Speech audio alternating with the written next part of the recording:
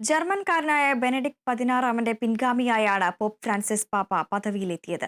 അർജന്റീനയിൽ നിന്നുള്ള കർദിനാൾ George Mario Bergoglio പ്രവചനക്കാരുടെ പട്ടികയിൽ ഒരിടത്തും ഉണ്ടായിരുന്നില്ല. ഒരു നിയോഗം പോലെ അദ്ദേഹം തിരഞ്ഞെടുക്കപ്പെടുകയായിരുന്നു.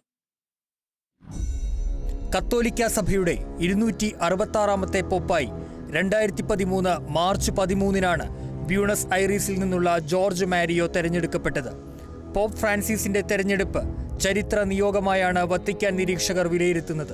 ബെനഡിക്ട് 16 അപ്രതീക്ഷിത സ്ഥാനത്യാഗമാണ് പാപ്പ തെരഞ്ഞെടുപ്പിന് വഴിവെച്ചത്. ഇനി അല്പം ഫ്ലാഷ് ബാക്ക്. ജോൺ പോൾ 2 കാലശേഷം ആരാവും പോപ്പ് എന്ന ചോദ്യത്തിന് ഒരേ ഒരു പേരാണ് ലോകം മുഴുവൻ ഉയർന്നു കേട്ടത്: കർദിനാൾ ജോസഫ് റാറ്റ്സിംഗർ. വത്തിക്കാൻ പ്രവാചകരും വാതുവെപ്പുകാരും റാറ്റ്സിംഗറിന് പിന്നിൽ അണിനിരന്നു. റാറ്റ്സിംഗറുടെ പിന്തുണക്കാർ ഒരു ചോദ്യമുയർത്തി: റാറ്റ്സിംഗർ അല്ലെങ്കിൽ പിന്നെ ആര്? ചില അപ്രധാനികളുടെ പേര് അങ്ങിങ്ങായി പറഞ്ഞു കേട്ടെങ്കിലും ആരും ഉറപ്പിച്ച ഒരു പേരും പറഞ്ഞില്ല. അർജന്റീനക്കാരനായ കർദിനാൾ ജോർജ് മാരിയോയുടെ പേരും ഒരിടത്തും ഉയർന്നു കേട്ടില്ല. 2005 ഏപ്രിൽ 8 കോൺക്ലേവ് തുടങ്ങിയതോടെ ചിത്രം മാറി. റാറ്റ്സിംഗർ എന്തിന് പോപ്പാവണമെന്ന ചോദ്യം കോൺക്ലേവിൽ ഉയർന്നു. ആദ്യ 2 റൗണ്ട് കഴിഞ്ഞപ്പോൾ മത്സരം റാറ്റ്സിംഗറും ജോർജ് മാരിയോയും തമ്മിലായി. സിസ്റ്റൈൻ ചാപ്പലിൽ നിന്ന് രാവിലെയും വൈകുന്നേരവും കറുത്ത പുക പുറത്തുവന്നു. ലോകം മുൾമുനയിലായി. വോട്ടെടുപ്പ് 3 റൗണ്ട് കഴിഞ്ഞിട്ടും പോപ്പിനെ തെരഞ്ഞെടുക്കാനായില്ല.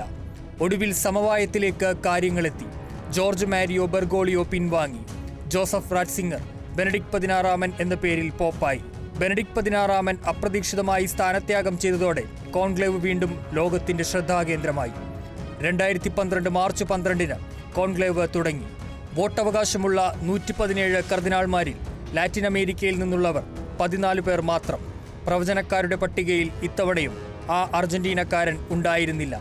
വോട്ടെടുപ്പ് 5 റൗണ്ടിലേക്ക് കടന്നു. സിസ്റ്റൈൻ ചാപ്പലിൽ നിന്ന് വെളുത്ത പുക ഉയർന്നു. പിന്നാലെ സിസ്റ്റൈൻ ചാപ്പലിന്റെ മട്ടുപ്പാവിൽ ആ മനുഷ്യൻ പ്രത്യക്ഷപ്പെട്ടു: ജോർജ് മാരിയോ ബെർഗോളിയോ. ഒരിക്കൽ പോപ്പ് സ്ഥാനത്തേക്ക് മത്സരിച്ചയാളെ പിന്നെ കർദിനാൾമാർ പരിഗണിക്കാറില്ലെന്നതാണ് ചരിത്രം. ഇവിടെ ചരിത്രം തിരുത്തപ്പെട്ടു. പോപ്പ് ഫ്രാൻസിസ് പുതിയ ചരിത്രമായി. News desk, Kerala vision news.